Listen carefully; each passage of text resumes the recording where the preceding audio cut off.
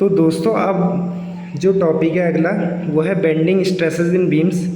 तो भाई बीम्स में क्या होता है, कोई भी बीम है तो उस पर कहीं पे मान लो मोमेंट डेवलप हो रहा है, बेंडिंग मोमेंट, तो उस पर या हॉगिंग डेवलप होता है, सैगिंग मैंने आपको बताया था। या तो बीम में मोमेंट ऐसे करके आप लगा रहे हो तो ऊपर साइड जो है अपर फाइबर वो कॉम्प्रेस हो रहा होगा, नीचे वाली साइड में टेंशन आ रही होगी। और जब ऊपर कॉम्प्रेशन आ रहा है नीचे टेंशन, तो बीच में कोई ना कोई एक सेगमेंट ऐसा आ रहा होगा जिस पर ना तो कॉम्प्रेशन हो ना टेंशन हो, न्यूट्रल हो, बिल्कुल जीरो, मतलब स्ट्रेस फ्री हो जाए। वो कॉम्प्रेशन हो रहा है तो वहाँ पे इसका मतलब कंप्रेसिव स्ट्रेस है, यहाँ पे टेंसाइल स्ट्रेस है। बीच में एक ऐसी सरफेस आ रही होगी, ये बीम की लेंथ है, और अंदर की ओर होगा क्रॉस सेक्शन। तो भाई लेंथ के अलॉन्ग जो होती है इसे सरफेस बोलते हैं हम, अंदर की ओर जो होगी। तो एक सरफेस ऐसी होगी जहाँ पे ना कॉम्प्रेशन हो ना टेंशन।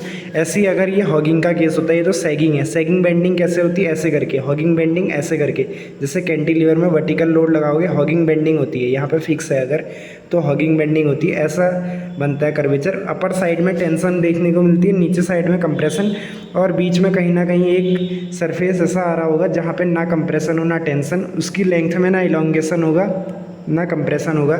इलोंगेशन मतलब लेंथ बढ़ेगी भी नहीं, कंप्रेशन मतलब घटेगी भी नहीं। तो भाई वो जो सरफेस होती है उसे हम बोलते हैं न्यूट्रल सरफेस। इस एग्जांपल की मदद से आपको दिखा दूंगा और बहुत बेहतरीन तरीके से समझ जाओगे। ये एक बीम थी ऐसे करके रेक्टेंगुलर ABCD, जो ओरिजिनली रेक्टेंगुलर है। जब आपने उस पर सैगिंग बेंडिंग मोमेंट लगाया दोनों साइड से, तो अपर फाइबर क्या होगी, कंप्रेस होगी।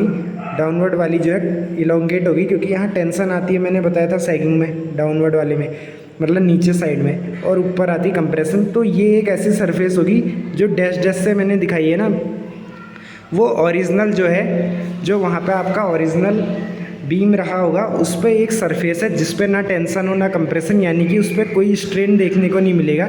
क्योंकि अगर खिंचाव हो रहा है तो वहाँ पे टेंसाइल स्ट्रेन आएगा, और अगर कंप्रेशन हो रहा है तो कंप्रेसिव स्ट्रेन आएगा। तो वो जो सेक्शन है उसे हम बोलते हैं न्यूट्रल सरफेस। इस पर ना तो आपका टेंशन आएगा ना कंप्रेशन, स्ट्रेन जीरो होगी। न्यूट्रल एक्सिस क्या है, जो न्यूट्रल सरफेस होगा इसका क्रॉस सेक्शनल प्लेन से जो इंटरसेक्शन आएगा ऐसे करके, ये अंदर की ओर एक प्लेन होगा, क्रॉस सेक्शनल प्लेन पे इसका इंटरसेक्शन जो है एक लाइन के रूप में देखने को मिलेगा ऐसे, तो उसे कहते हैं न्यूट्रल एक्सिस। जैसे यहाँ पे आप देखो, ये होगा न्यूट्रल सरफेस, ये क्रॉस सेक्शन है, तो इनका इंटरसेक्शन एक लाइन के रूप में आएगा। किसी दो प्लेन का इंटरसेक्शन जो होता है एक लाइन के रूप में आता है, तो वो कहलाएगी न्यूट्रल एक्सिस। क्रॉस सेक्शन में होगी न्यूट्रल एक्सिस।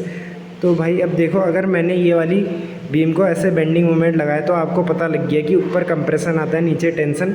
तो इसका मतलब यहाँ पे मॉलिक्यूलर डिस्प्लेसमेंट जो होंगे, आप देखो डिस्टेंस फ्रॉम न्यूट्रल एक्सिस जो है फाइबर की, उसके प्रोपोर्शनल है। मतलब जितना दूर होगा न्यूट्रल एक्सिस से उतना ज़्यादा कंप्रेशन है, और जितना दूर है उतना ज़्यादा क्या है, टेंशन है। तो molecular displacement distance from neutral axis के प्रोपोर्शनल है, तो रेजिस्टेंस जो होगा वो भी प्रोपोर्शनल होगा। रेजिस्टेंस क्यों आ रहा है, क्योंकि वहाँ पे डिस्टरबेंस हो रही है, तो उसकी वजह से एक रेजिस्टेंस भी आएगा। मटेरियल की प्रॉपर्टी होती है, रजिस्ट करता है किसी भी, मतलब अपना जो ओरिजिनल उसका शेप था उसे रजिस्ट करता है। तो स्ट्रेंथ ऑफ मटेरियल में हम यही पढ़ते हैं कि अगर एक्सटर्नल लोड लग रहा है तो रेजिस्टेंस भी आएगा। तो रेजिस्टेंस प्रोपोर्शनल हो गया मॉलिक्यूलर डिस्प्लेसमेंट के, तो वाई के proportional.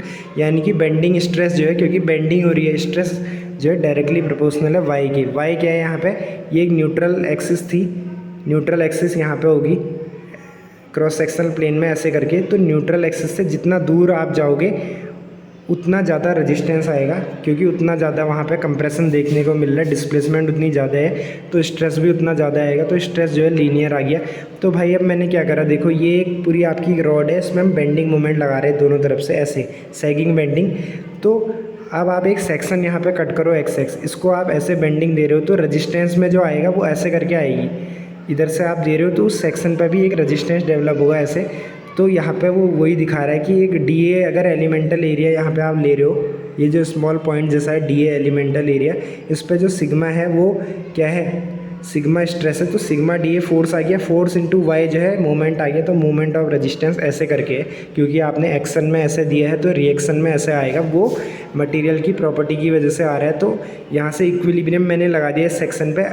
External load M equal to internal resistance, तो M इक्वल टू इंटीग्रेशन क्योंकि यहाँ पे कई सारे एरिया होंगे ऐसे करके, पूरे क्रॉस सेक्शन की हम बात कर रहे हैं। तो integration y into sigma D है small force into small distance जो है उसकी y है। y वेरी करेगा न्यूट्रल एक्सिस से 0 से लेके रेडियस ऑफ द सर्कल तक। अगर क्रॉस सेक्शन कुछ और हो तो वहाँ पे कुछ और कहानी होगी। तो वाई स्क्वायर डी ए जो है इस क्वांटिटी को हम बोलते हैं moment of inertia about neutral axis. तो आपको ध्यान रखना है बेंडिंग में हमेशा जिस एक्सिस के अबाउट, जिस भी न्यूट्रल एक्सिस के अबाउट बेंडिंग हो रही है उसके अबाउट मोमेंट ऑफ इनर्शिया लेना होता है। जैसे यहाँ पे बेंडिंग मोमेंट ऐसे करके है तो ऐसा मोमेंट किस एक्सिस के अबाउट आ रहा है, इस एक्सिस के। तो न्यूट्रल एक्सिस जो है क्रॉस सेक्शनल प्लेन में ऐसे वाली लेनी है। अगर यही बेंडिंग इस मटेरियल में ऐसे करके हो रही होती, मतलब आप इसको ऐसे बेंड कर रहे होते, ये मार्कर है, इस केस में तो मार्कर को ऊपर की ओर बेंड कर रहे हो। अगर आप अंदर की ओर बेंडिंग कर रहे होते, अंदर की ओर मतलब ऐसा मोमेंट होता तो एक्सिस याली आती, तो उस केस में याली न्यूट्रल एक्सिस के अबाउट लेते आई। तो ये हो गया भाई।